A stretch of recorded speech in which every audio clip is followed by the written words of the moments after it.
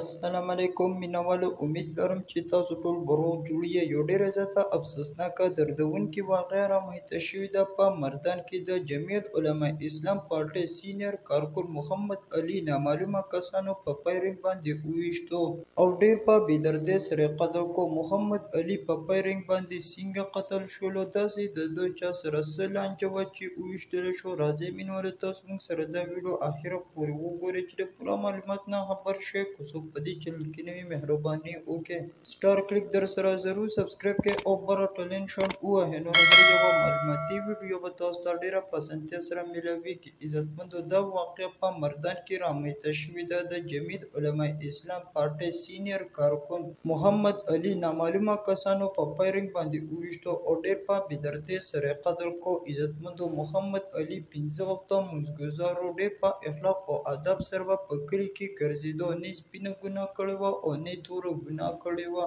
د محمد علي کورونه په سوشل میډیا باندې راغلي دي او هغوی دا ویلي دي چې محمد علي نه چا سره دښمني وه، نه چا سره جنګ جګړه کړې وه او هغه نه چا سره با اخلاقه خبرې کړې دي. هغه به په کلي کې اخلاق او ادب سره ګرځېدو.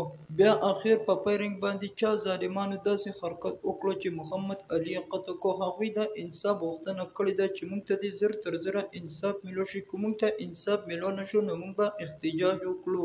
موږ د محمد علي دپاره انصاف غواړو. د هغه قاتل دې زر تر زره ګرفتار شي او هغه ته دې خو بدترینه سزا ورکړل شي. بیا دې د هغې نه پس پانسي کړی شي چې د ټولو مسلمان دپاره یو عبرت وګرځېږي او بیا دپاره څوک داسې ظلم نه کوي. ځای په ځای باندې ډېر زیات قتلونه کېږي. الله تعالی دې په موږ ټول مسلمانانو باندې رحم وکړي. محمد علي له دې الله تعالی په جنت الفردوس کې اعلی مقام ورکړي. دا وه زموږ نننۍ ویډیو. نورې معلوماتي ویډیوګانو لپاره په دې چینل کې اوسئ. والسلام.